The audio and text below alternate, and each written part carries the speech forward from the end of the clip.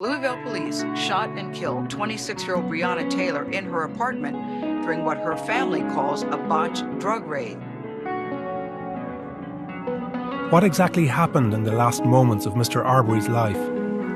Please don't come close to me.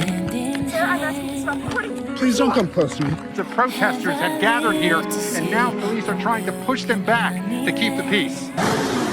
They gathered hours before, furious at the death of 46-year-old George Floyd. When is it really gonna change? When is it really gonna stop? Okay. Do you mind telling me why I'm under arrest, sir? Why am I under arrest, sir?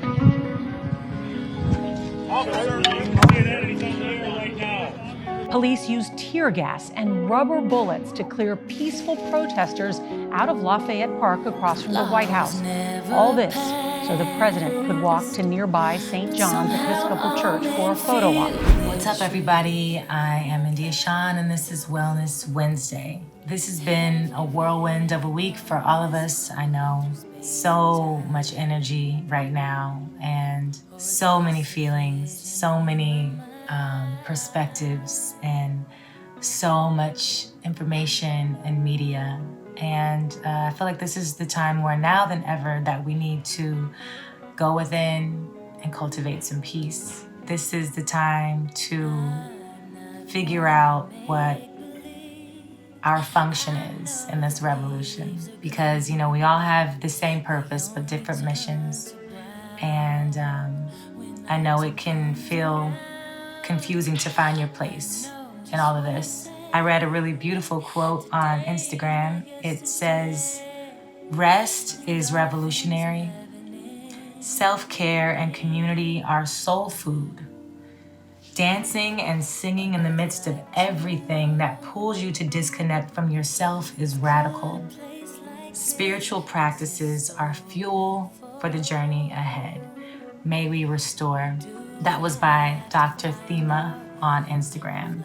Very beautiful words that actually gave me a lot of peace. So definitely take time to rest, unplug if you need to, and if you feel like you need to be out in the streets marching, do that.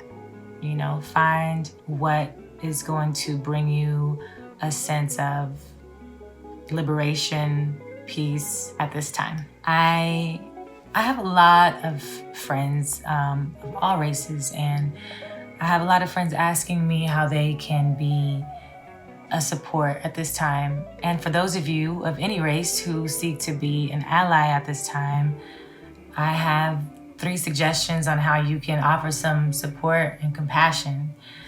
Number 1, do some research. Understand what we're dealing with, understand Black oppression, understand the intersectionality of oppression. Pick up some books, Google, go on Instagram. There are plenty of people sharing stories, and there's so much to learn. So start there, educate yourself. Number 2, use your voice. It's time to speak out. It's not only time to empathize, but it's time to say something. This is the time to lean in and engage. You know, whether or not you have 20,000 followers or 2 followers, these are conversations that you should be having in your home, with your family members, at work, with your coworkers. Have the difficult conversations, engage, use your voice to speak out. You know, we all can't do everything, but we can all do something. And the least you can do is post, repost, make your advocacy and support known. And thirdly, I would just ask that you would demand justice. Call your local government, sign petitions, make donations. I will add an extensive list created by the Black Lives Matter movement down below in my description that is updated every 5 minutes, where you can find information in your area and demand justice. I hope you will discover what your mission is, your function is in this whole revolution, so that we can really bring about some lasting change and impact. All right, you guys, until next week, be well.